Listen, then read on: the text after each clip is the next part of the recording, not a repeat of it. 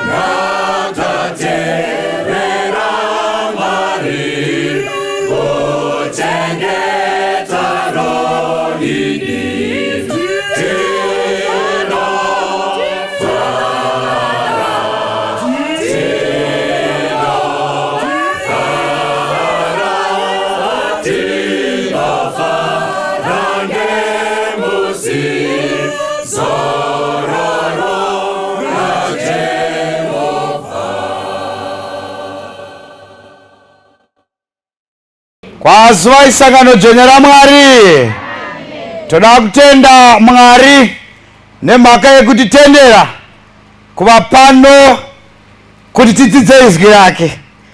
Musoro wenyaya mangwanana unotiwo ndichagara mumba maJehova, ndichagara mumba maJehova, ndichagara mumba maJehova. Mapisarema 23 kativerenge ipapo kubva pavhesi ya 1. Come on, yes. Jehova ndiye mfudzi wangu, hapana chandingashaiwa. Unondivatisa pasi pamafuro manyoro, wondisesedza pamvura inozorodza.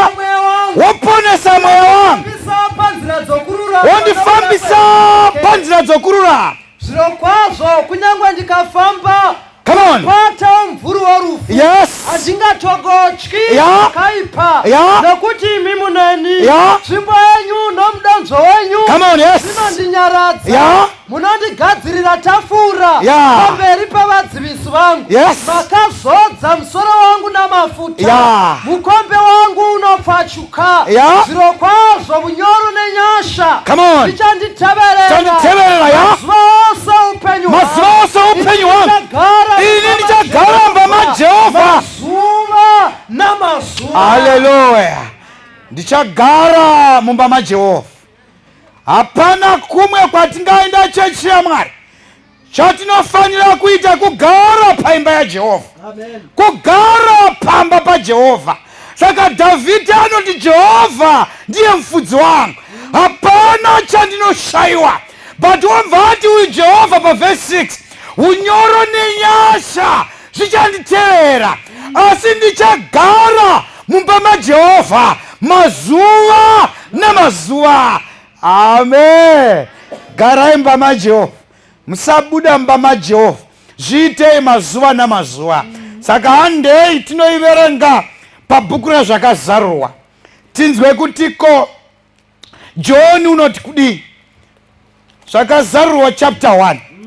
Zvakazarurwa chapter 1. Ndo bhuku yatingadai tatanga nayo. But tada kundotsvaka kutiko ndepapi panogarwa mumba maJehovha. Saka chapter 1 hande paverse 1. Zvakazarurwa. Yes. Zvakazarurwa zvaJesu Kristu. Come on, yes. Zvakapiwa naMwari. Yeah. Kuti aratidze varanda vake. Yeah. Zvinhu izvo zvinofanira kukurumidza kuitwa. Yeah. Akazvituma nomutumwa wake. Yeah. Ndokuzvizivisa muranda wake Johani. Yeah. Wakapupurira shoko raMwari. Thank you. Nezvokupupura kwaJesu Kristu. Yeah. Achireva zvose zvaakavona. Amira ipapo inzwai kachechi. Zvakazarurwa izvi ndezvaJesu Kristu. Saka pazvinouya ndezvezvinhu zvinofanira kukurumidza kuitwa. Saka pane zvinofanira kuitwa panyika nezvinofanira kukurumidza kuitwa. Now teerera verse 8. Verse 8. Come on, yes. Ndini Alpha na Omega. Ndini Alpha na Omega. Ndozoreva Ishe Mwari. Uripo akanga aripo.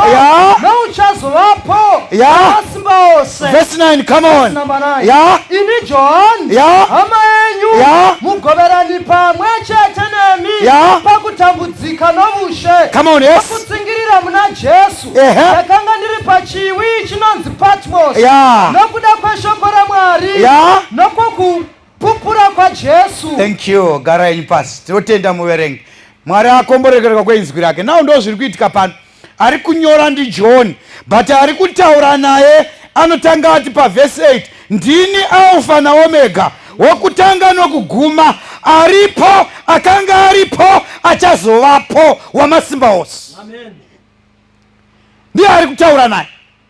Saka John manje umva ati ini John ndakanga ndiri pachitsuwa chePatmos.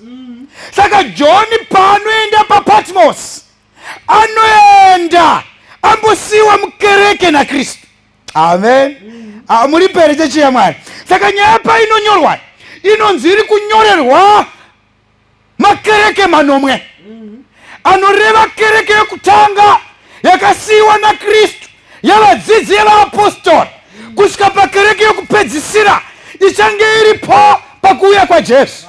Saka paanosara mukati mekereke, nawo zuva ravaparadzana, morirangarira John na James, because John wiko ndiye wekunyora bhuku raJohn, ndiye wekunyorawo matsamba aJohn. Anoti pamatsamba aJohn pana John wokutanga. Zvatinokunyorerai takazviona nameso edu, takambenge tazvinzwa, but zvaJesu iye takamubata, tinomuziva.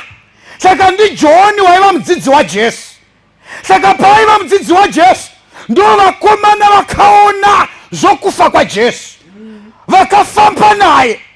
Saka pavakafamba naye, paakafa nepaakamuka, ndo vakandosanganikwa navo, vakataurwa navo naJesu. Akati ndapiwa simba kudenga napanyika, endai neivhangeri muparidzire vanhu vose vanenge vatenda vabhabhatidzei muzita raBaba nereMwanakomana noromweya Mutsvene, muvadzidzisa kuchengeta zvandakakurayira. Tarirai ndinemi kusvikira pakuguma. Saka ndiJohani anonzi vakomana garai muchechi. Amen. Vakomana vakasiyiwa vanzi naKristu, vakomana musabuda mukereke, rambai muri muchechi, garai murimo, nokuti anokutumai ndiye ane simba kudenga napanyika. Saka Jesu vakatituma kuti tigare mukereke. Une simba pamusoro pazvose, une simba pamusoro peng'anga, une simba pamusoro pavaroyi, une simba pamusoro pamasabhuku, une simba pamusoro pamadzishe, une simba pamusoro pezvirwere zvose. Saka anoti vanangu, kunyange zvarema, garai pakereke, garai muchechi. But haarambi kuti zvinorema zvinouya, zvinorwadza zvinouya, asi kunyange zvauya, garai mukereke. Saka iye pano mukaunofamba navo wakamboita 40 days ari panyika, kuvapangidza pachena kuti wakakunda guva. Ndokuzoti avo vakomana ndoenda kudenga, ndokubva vafamba naye, ndokubva vaenda pagomo reMiorisi, ndokubva Jesu vatarira kuBhethani. Zvikanzi vakomana munorangarira nezvandakaita paBhethani, zvikanzi tinozvirangarira makamutsaraza, zvikanzi unotenda kwandiri kunyange akafa uchararama. Saka vakomana musatya kufa, rambai muri pakereke, rambai muchipupura zvokumuka kwandakaita. Saka vakaramba vachiparidza kuti Jesu wakamuka, because ivo vakatomira pa ndo pavakavingwa nengirosi. Zvikanzi nai varume veGarirea, makamirirei makatarira kudenga, uyu Jesu wamaona achienda, muchamuona achidzoka. Saka vakomana vakafamba vachipupura vasingatye, because vaitomuziva unodzoka. Vakaurayiwa, vadzidzi vose vakafa vachiita zvokuurayiwa. John ndokusara, John ndokuedzavo kuurayiwa, ndokubva vamutora ndokumuisa mudhiramu ramafuta akabhoila. John haana kufa. Ndo paakanzi John ngaachinoparara ari woga pachitsuwa chePatimosi. Ndo paakaenda pachitsuwa chePatimosi. Mwari ngaavongwe ari pachitsuwa chePatimosi, nokuti munorangarira kuna 90 kwakafa Jesu, ndo pavakaparadzana. But panapa yaaround 800 ndo panoshanya Jesu after 70 years. Haenda kudenga 70 years, ari kudenga naJohn vasina kuonana. John waenda pachitsuwa chePatimosi, Jesu ndio paanoshanya kushamwari yake yamakore. Wamuti ndini Alpha na Omega, wokutanga nokupedzisira, wakanga aripo achazovapo nokusingaperi, Mwari wamasimba ose. Ndokumva ataura naye, ndoda zvaanotaura naye. Fambai panapa verse 11, verse 11 mfundisi, verse 11. Come on, ya richiti ya izvo zvaunoona zvinyore mubhuku. Come on, uzvitumire kereke nomwe ya paEfeso, come on, napaSimna, napaPegamo, come on, napataitira, come on, napaSardisi, ya napaFiladelfia, ya napaLaodikia. come on, verse 12. Verse 12. Come on, terera verse 12, ya ndikatendeuka kuti ndione inzwi rakataura neni, ya ndakati ndatendeuka aterera ichechi. zvigadziko. John apinda mumuono manje, ndo paanotaurirwa kuti iko ndini Alpha na Omega ka, wakutanga nokupedzisira. Zvikanzi asi zvandakuratidza chinyora, nokuti uri kunyorera makereke manomwe. Amen. Nzwai chechi, kana Mwari achitaura unotaura nechechi yake. Ndo mhaka ukaverenga panyaya yamakereke manomwe, panonzi ane nzeve dzokunzwa ngaanzwe zvinoreva mweya kukereke. Saka kana Mwari aine zvaanoda anoudza kereke yake. Gara muchechi, gara paimba yaJehovha. Kana Jehovha aine zvaanoda anotaurira kereke yake. Aimbogara pasi mufundisi munzwe, imbogara pasi muteereri nyaya. Inzwai chechi, kana Mwari achida uite erida anoudza kereke yake, anoudza chechi yake. haudze genga rako, anoudza chechi yake. Ndo mhaka Pauro paakatendeuka ari Sauro parwendo rwokuDhamascus pana Acts chapter 9 anonzikwa enda muguta uchanoudzwa zvaunofanira kuita. Anditererei zvakanaka. Pauro was a lawyer. Hallelujah. Pauro was eloquent. Pauro aiziva kutaura. Ndo mhaka tiine tsamba zhinji dzakanyorwa naPauro.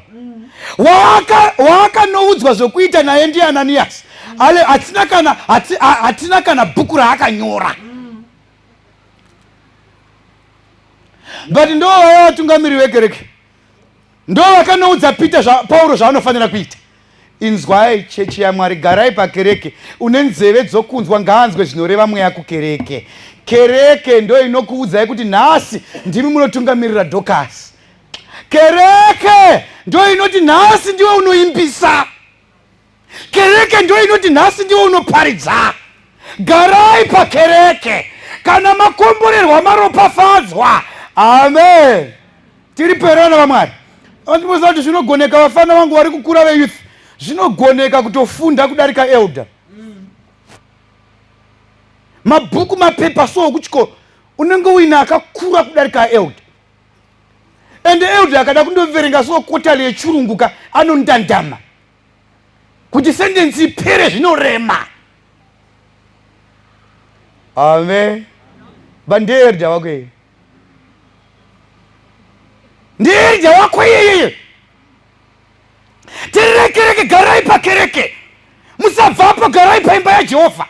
Paimba yaJehovha makagarapo. Chemberedzo kwedu, haleluya. Chemberedzo kwedu kwahonde dzinodonza nomudonzo dzoenda dzondogara pasi. Yotonzi ndo chechi body yacho. Amen. Obva ati uyu unoda kupeswa paspecial mungaasechwe.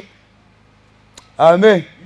Iwe hazvina mhaka kuti une marori kana chemberedzo kwedu dzagara pasi dzati unofanira kusenchwa.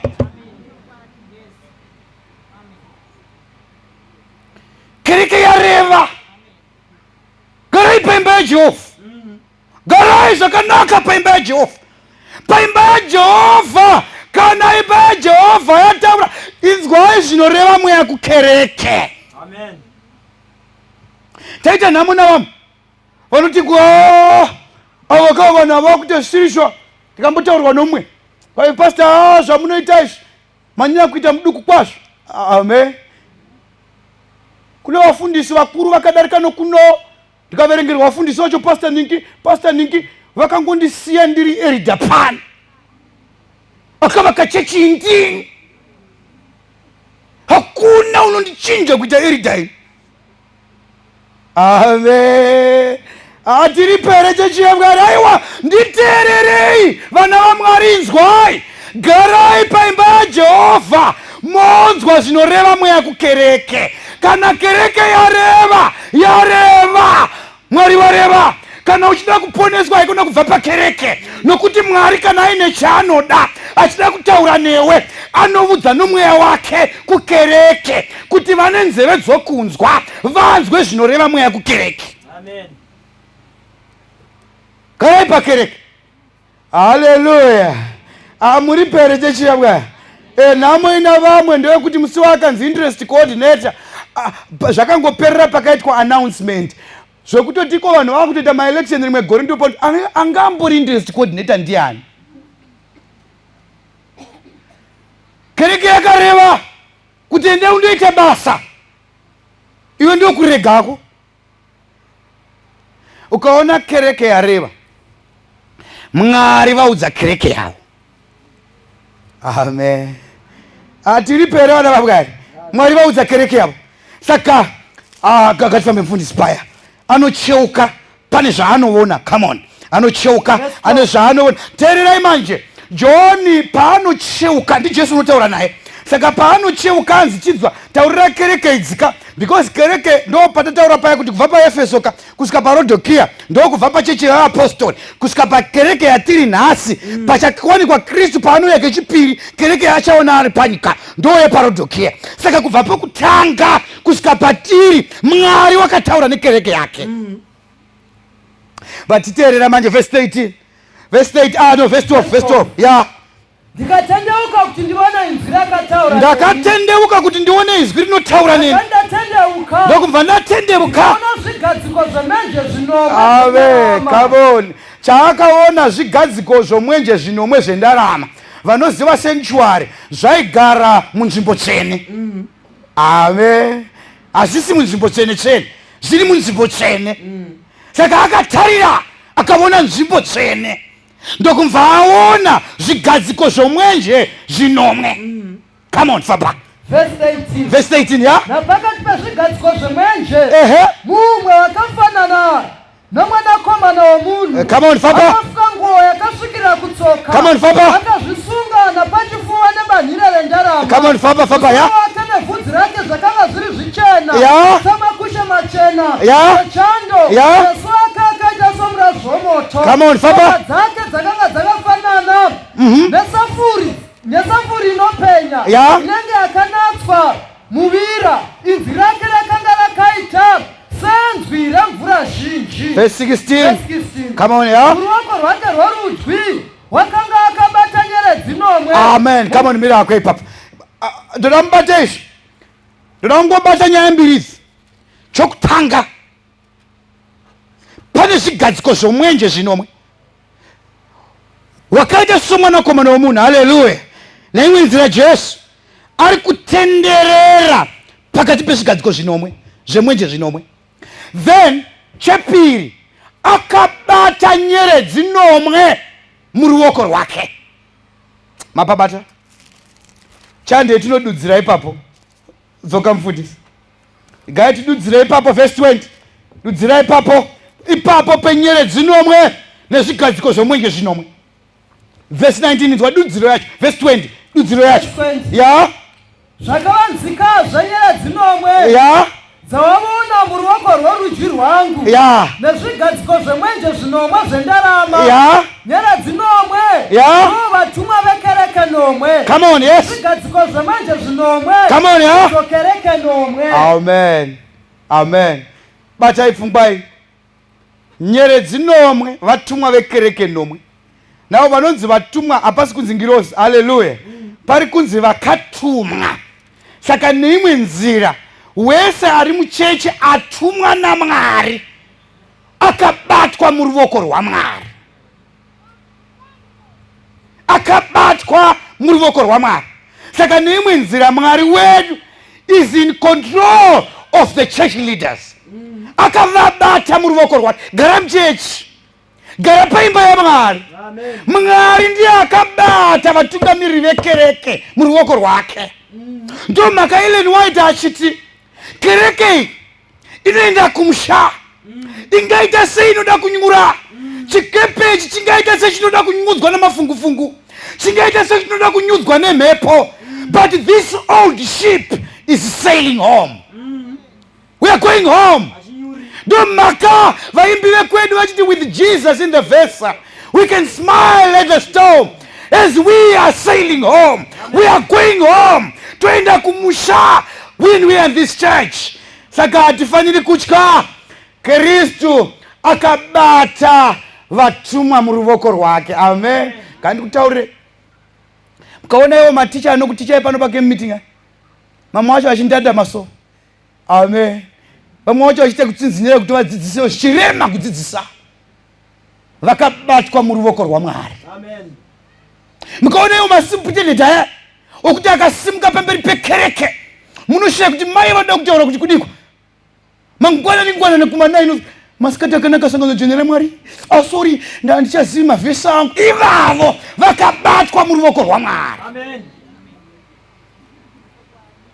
akavadaidza ndiMwari musazvidza unyoro hwaMwari musazvidza nyasha dzaMwari kunyange vanondandama akavadaidza ndiMwari amen amuri perona vaMwari makamboona madhikoni edu here vakomana iwo madhikoni aya akaita takini muhembe ichase inorembera vakapfeka bhachi rakaita serekarereka aripo mukati mekereke achikolekta offering amen akabatwa muruoko rwaMwari akavadaidza ndiMwari anavo ndimwari. Amen. Iwe mani usadherera Dorcas leader uyo uchimuona so achita sokutiko ari kushaya kuti vhesi yacho iripi. Akudaidza kumeeting so mutoshaya kunai madzimai saka tatadaidzigwei nhasi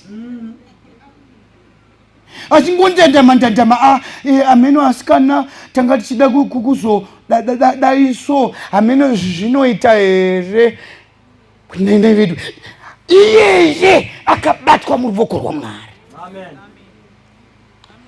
Akamudaidza ndiMwari. Muri pere chechi yaMwari.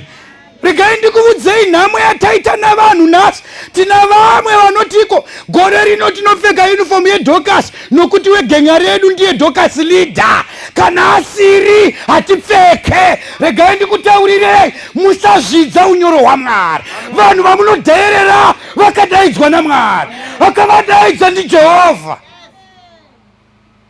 Garai paimba yaMwari. Vafana vangu vakomana navasikana musadherera mayouth leader. Musazvidza unyoro hwaMwari. Akavadaidza ndiMwari. Havana kufunda semi but akavadaidza ndiJehovha. Ndiye akavadaidza kutungamirira kereke yake. Saka vakabatwa muruoko rwaMwari. Garai paimba yaMwari. Garai paimba yaMwari. Papo musabva. Rambai muripo. Rambai makagara ipapo. Zvikasinzi mushure mekunzi akabata vatumwa muruoko rwake, hanzi aitenderera pakati pezvigadziko zvomwenje zvinomwe. Basa raiva romuprista mukuru raiva rokumeka shuwa kuti light rinoramba richibvira pazvigadziko zvomwenje zvinomwe. Makamboona marambi aya aiva kukari aya handiko zvotane matochika but pane marambi aiva kukari aya aiswa parafini. Vakamboona regirazi riyari raiti iro hutsi hwacho. Amen. Hutsi hwacho hunoita kuti girazi racho risvibe. Saka iwe unozotorawo pukuta kuti girazi rirambe rakajeka. Basa raKristu pakereke yake kumeka shuwa kuti kereke yake inoramba yakajeka. Ndiye anopukuta rutsi. Amen. Ndiye anoramba achimeka shuwa kuti parafini iripo, kereke iri kuramba ichipa chaedza. Amen. Atiri pere chechiyabwa. Saka ndiye Kristu unoti kuti kereke irambe ichipa chaedza. Nhasi chimboita erida. Amen. Imo muna November muno anobva ati chimboita mudhikoni. Amen. Gare omva ati chimboenda kustewardship. Gare kuti uponeseke oti gore rino hapana chaunoita. Unodana ndiKristu. Ndiye unotenderera mukereke yake. Unotenderera achigadzira kereke yake kuti vanhu vagone kuponeseka. Amen. Saka sei ndiri kudaro teerera Mateo chapter 18. Amen. Mateo 18. Hallelujah. Famba ipapo. Chapter 18 verse 16. Yeah? Chapter 18 verse 16. Teerera verse. Verse nara 16. Come on, yes. Asikana asinganzwi tora mumwe kana vaviri newe. Okay. Kuti mose. Kana asikana asinganzwi tora mumwe kana vaviri newe. Come on, yes, thank you. Come on, thank you. Tiloteda. Aha. Mirai papo. Now muri kunzwa ere verse. Iri kutaura nyaya kuti kana tanetsana mukati mekereke. Hallelujah. Hapana unofanira kuita zvake woga, but unofanira kubatsirana. But nhamo yataita mukati mekereke ndaya vanhu vanoti kana waita zvakaipa nganosenjwa. Amen. But aiwa Kristu hadaro. Amen. Kristu anoti aiwa bodozve kana hama yako yaita dambudziko tora naye. Kana matorana garai pamwe chete. Kana magara pamwe chete taurira naye. Hallelujah. Dzoka zvakare pana Mateo. Hallelujah. Inzwa 16 verse 18. Nakigwa nayo. Come on. Come on, teerera. Verse nara 8. Come on, yes. Neni ndinoti kwauri Yeah. ndiwe Petro Ehe. pamusoro poruwara urwu Yeah. Ndichaweka kereke yangu. Ya. Masuwa ya Jesi. Ya. Ikundi. Kaboche chizwaye kaidi kutaurire. Ikereke iyi yakavakwa paneyo iri Kristu Jesu. Yakavakwa paneyo yakasimba kwasho. Inzwai vanambuya vekwedu. Inzwai vadhara vekwedu. Kereke iyi yakavakwa paneyo yakasimba. Hapana unoiputsai. Hapana unoiputsai. Amen. Bvunzai vana Nero vakaedza kunyereredza vakomana kuti vasaparidza asi zvakaramba. Bvunzai vakapesekita kereke for 1260 years vachipesekitwa more than 1 million people, more than 50 million died nemhaka yekutenda, asi hakuna wakakunda kereke. Iyi kereke inoenda kumushai. Haleluya.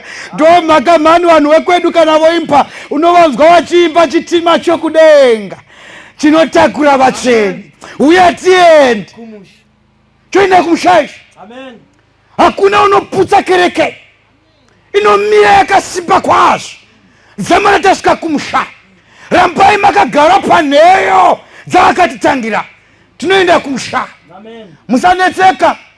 Vakatitangira nevakateya nheyo idzo napasta Danda. Inoenda kumusha kereke. Tichiri panheyo idzodzo. Hatina kubva ipapo. Toramba takamira ipapo. Zamana tasvika kumusha. This is the church that is sailing home. Toenda kumusha. Saka nheyo yakasimba yekereke ndi Kristu. Saka kunyangwe zvanetsa ramba uri pakereke. Usabva paimba yaJehovha. Amen. Bhazi rokumusha. Amen. Zvondirangarira bhazi rokumusha kwedu rainzi Mandaza. Ndo ndakambogara mukadoba pamusha pedu pamhondoro apa. Saka ndaiti kana ndichibva mukadoba ndainorikwirira muchegutu rainzi Mandaza. Amen. Iwe uchirangarira mabhazi rokumusha here maEVM aya nemadhafu aya haiva namakeriya padenga. Hamuchawaziva here? Ya, raimukirwa usiku kunokwira bhazi. Raiti kana muchida kunzwa kuti rouya here munoisa nzeve pasi monzwa kuti harasimuka rava kuuya. Riya raiti mainokwidza moto muri pabus stop zvokuti munenge mamukira zvokuti dzimwe nguva maigona kurara mokotsira rodarika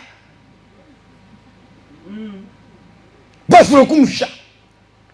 Saka enda izokwira manje manguva yendo baba changotanga ainzana makopolo aibva kuBruwa achienda Harare akanga aine maTV mukati. Saka ndaiti ndikatakura bag rangu so ndikapinda raibva kuBruwa rine TV mukati ndogadzika padenga bag mukati ndichiona TV. Unotapa mani. But raisaenda kumusha kwedu raenda Harare. Ndaizoti ndapinda muchegutu ndoburuka ndoenda pahengi yomuchegutu ndonotsvaka Mandaza ekumusha. Akaboni mani. Amen. Yaidaidzirwa vanoenda mhondoro vayamubayira goroni, rwizi, matambo, rukuma neusu mukarati. Hauziva kuti rudo rekumushai. Topinda mbhazi uchingopinda imomo unotaka kukwazwa nomutupo une ndoro makadini. Haleluya. Osakana kana sekuru wangu Siamu hanzvadzi yamai. Amen. Toti makadii kumuSiamu makabva kumusha zuro vakadira chihera kumusha. Totanga kutaura nyaya dzokumusha tisati tasvika kumusha. Tambhazi rokumusha, tambhazi rokwedu. Amen. But raiti kana rofamba rosimuka keriya yainge yakarereka raifamba nedivi pasi apa guruva raipinda mawindo asingavhari asi richienda kumusha. Gara paimba yaJehovha. Waiti kana toenda so tainodarika nepaPikston pane vhu dzvuku tonopinda mupinda mune vhu jena. Haleluya. But nechepamusoro toda kunopinda mamubayira mune rimwe ivhu dema. Saka newindo isingavhari wainosvika kumusha uine maleya matatu eguruva. Patichienda kumusha. It's going church here. This is the church that is sailing home. Toenda kumusha. Kunyangwe mawindo akaramba kuvhara. Kunyangwe rikarereka. Kunyangwe zvikanetsa. We are going home. Amen. Zvonetsa toenda kumusha. This is the church that is going home. Garamani mukereke ya Jehovha. Usabuda imomo. Nokuti ndo kereke ya kumusha. Vaimbi vekwedu vani parumbo rwuya vanobva vati vagari vokumusha vanondidaiza. Amen. Manzwi avo ndinonzwa munzeve dzangu. Because we are going home. Hatisi vapano tinoenda kumusha. Ndo mhaka vamwe vari pahondevhari vakaiva dzimba dzinotyisa, asi unonzwa vachiimba hatina musha panyika, hatifari kuva pano, mwoyo yedu inotsvaka musha unouya. Hatisi vapano. With this church we are going home. Toenda kumusha mari, toenda kumusha. Gara pakereke, zvingarema garapo. Unoziva pakereke pacho ndo panoti kana vanhu vachinosechwa machechi bhuda achigara so, vana vechirikadzi vanokurumidza kusechwa. Haleluya. Asi vamaeridha vanokavhakavha. Garapo, garapo pakereke pacho so ndo panoti mumwe akafirwa panodaidzirwa. Kunyangwe napacamp meeting napabig sabbath kune hama yedu yakashayikirwa namai. Rangarirai kana mavaona muvabate mavoko. Musavasiye vakada kwenyu kukashayikwa, hakuna unokubata mavoko. Gara ipapo. Ndo paimba yechingwa, ndo paimba yaJehovha. Usabvapo. Tinoenda kumusha. Ndo panorapwa varwere. Amen. Iwe wakamboenda pasipatara panorapwa varwere. Takamboenda pamurambira mwana wedu arwara chikomana, unoziva vakomana vanomboita zvekuita hotpot. Ende vakomana vakaita hotpot kavanda kaneka kugwina. Wakambozvoda. Unoti wofa mwana. Ukubva taenda naye pahospital tikati mwana ngaarapwe. Zvino nanesi wachita mutauro yakanga yakasiyana. Zvikasinzi pasi mwana mataita sei? Kati ari kurwara. Zvikazi ari kuita sei? Ndikati ari kugwina. Zvikanzi bogwina itone zvakangachita. Ndikati aiwa pamari ku zvikanzi madoto ndikudzira chirwere kai kana muri nesi ngoitai basa racho. Ekunokutamba iwe. Zvikanzi takumadhibita mwana. But muri kungoona mawadhi edu akazara. Saka mupaseji umu ndo mata kumadhibita. Nekuti mwana namai vakafanira kugara ipapo. Amen. Vedu takamusiya ipapo. Ndo pavakaadhimitwa ipapo. Chikonzero ndo pachipatara. Gara muimba yaJehovha. Kunyangwe ukabatwa rafu ndo imba yaJehovha. Kunyangwe zvikanetsa ndo imba yaJehovha. Kunyangwe mwana akamitiswa ndo imba yaJehovha. Kunyangwe ukadadirwa ndo imba yaJehovha. Garapo. Ndo panorapwa vanoenda kumusha. We are going home. Toenda kumusha. Usabvapo. Amen. Achakaruya muimbisi man. Ndoruda manu vagari vokumusha. Chakarumboruya. Vagari vokumusha vanotidaidza ndinowanzwa munzeve dzako. Come on church. Hallelujah. Toenda kumusha. Usabvapo paimba yechingwa. Usabvapo paimba yaJehovha. Vanoti Mwari ndichagara paimba yenyu mazuva namazuva. Vanodaro itai amen. Kunyangwe ndikasorwa ndichagara paitai amen. Kunyangwe ndikadadirwa ndichagara paitai amen. Simuka toda kunamata ndichagara paimba yaJehovha. Handibvepo paimba yaJehovha. Ndogara ipapo. Because kana tapedza basa toenda kumusha. Hatisi vapano tiri vokumusha. Hallelujah. Toenda kumusha. Come on, yes. 220. Come on, yes, 220. Come on, hallelujah. Terera.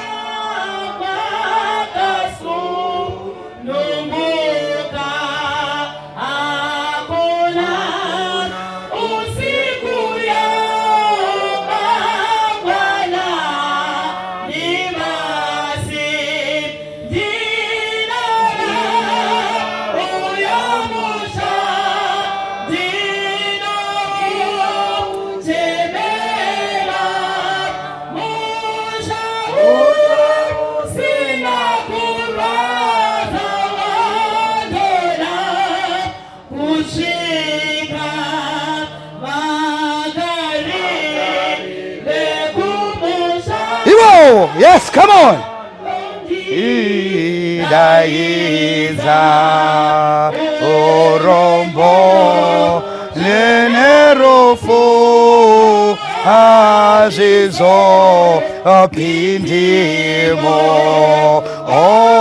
onyeka inodiwa iriku musoro Kristo te nzunze komosha werudo ororwenyo Kristo nde wonze komosha werudo ororwenyo.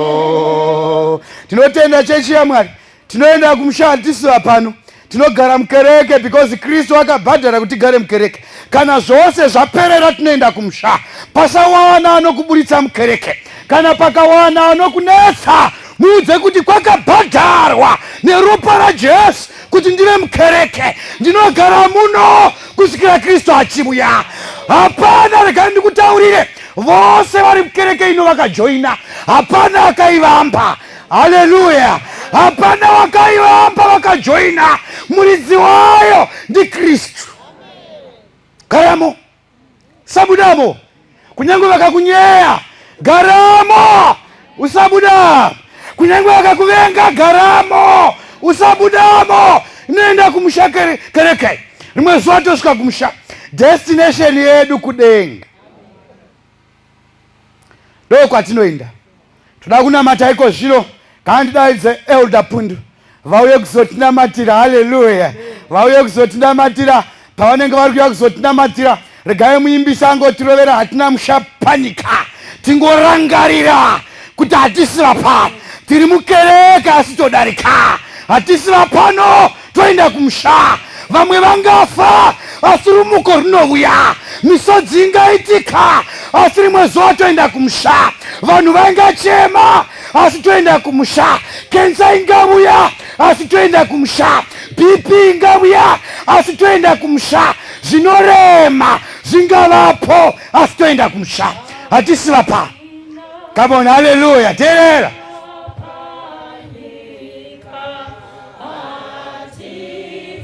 Hatifare kuwapa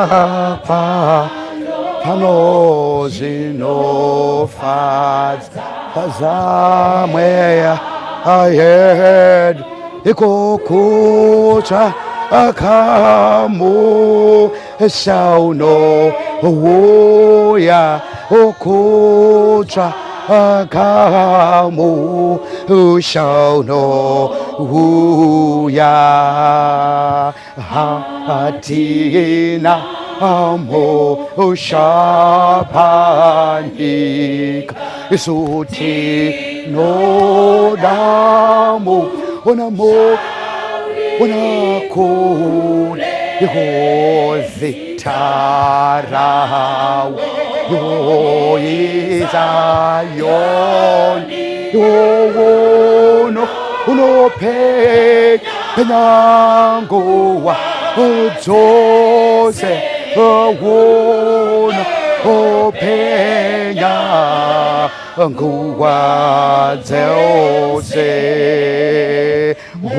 mushahun unerunyararo iwo wafa ambiwa wachazorora Yinhayinden Dinemapapiro Yinendaye Woya Yandezo Orore Undaye Woya Yandezo Orore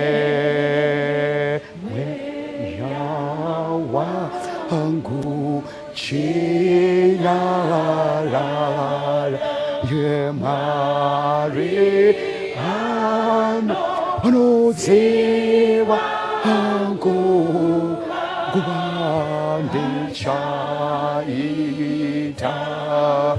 kuda kwake unaye yewondi undepazororo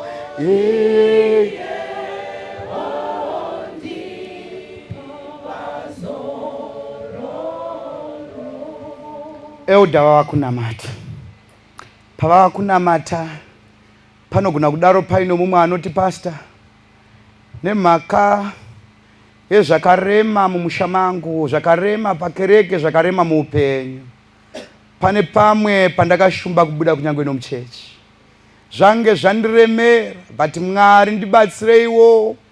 Zvinorema zviriko nditori pano asi ndakaremera.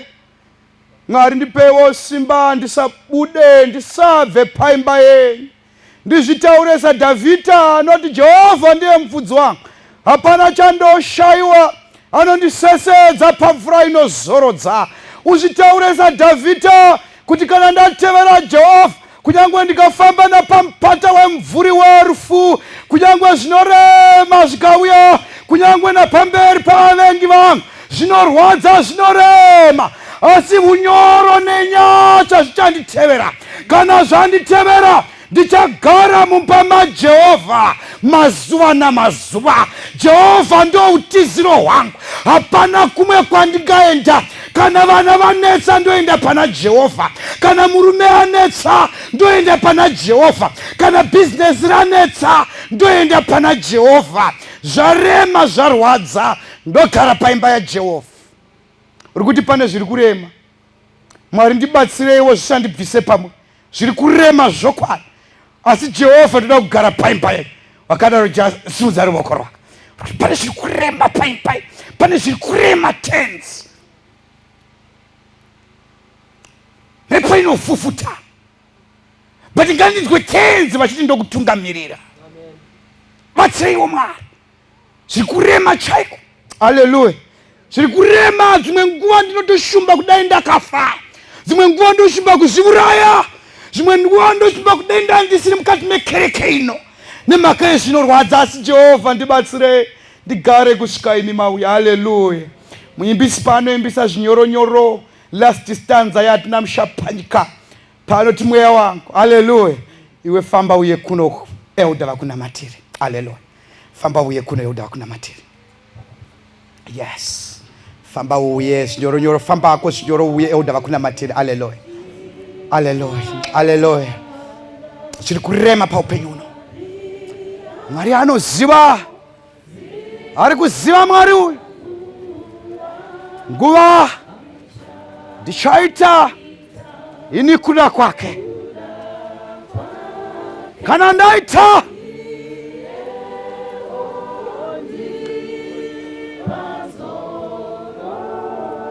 vana vakafa, upfumi hwakapera, wakapumwa muroyi, hama dzakakusiya, but uri kuti Jehovha utiziro hwangu uri pamuri, mweya wangu chinyarara. Mwari unoziva.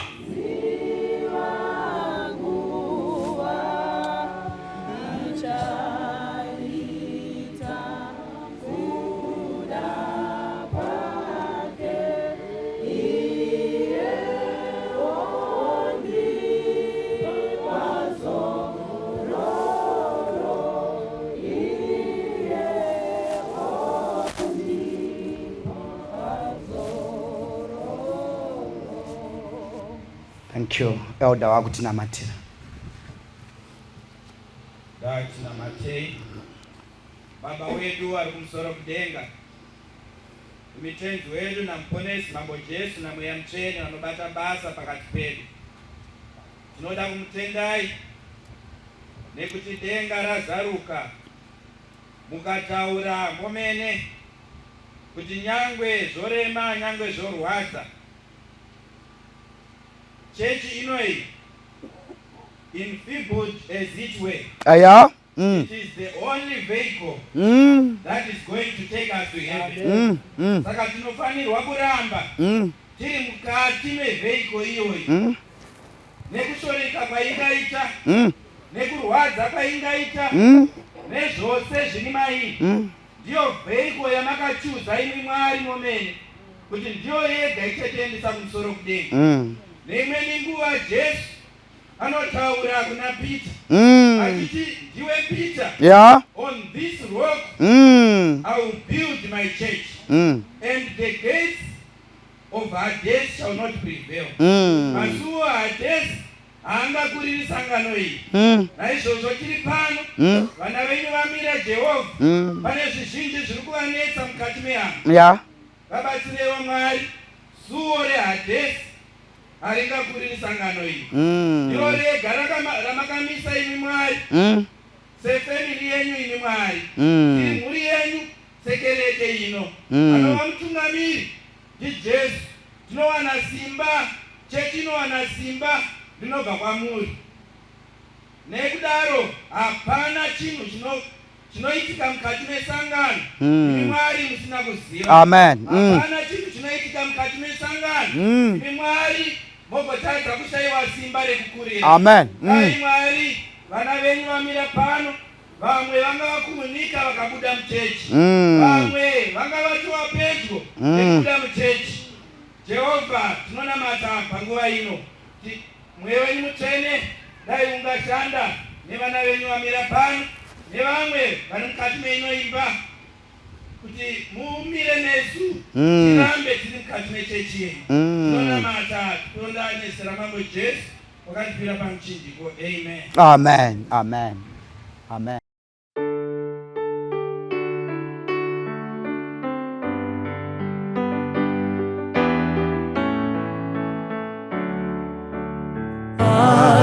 Sakili Pelalapa Sinama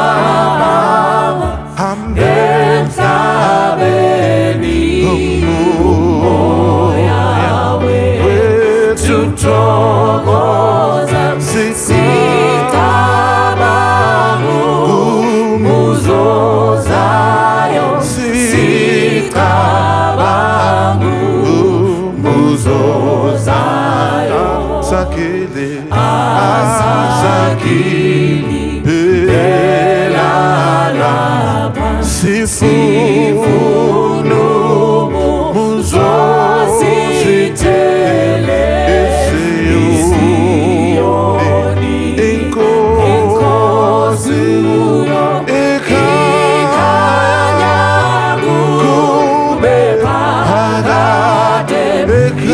Ikanyagu Bepagade Itawete Yogutula Yogupumu Muzaba Kazati Kinga Papa Kipumule Kona Mina Kipumule Kona Tulamoya Wamitu Inkosi Yagusi Sodiskati Soguhamba Ambangizale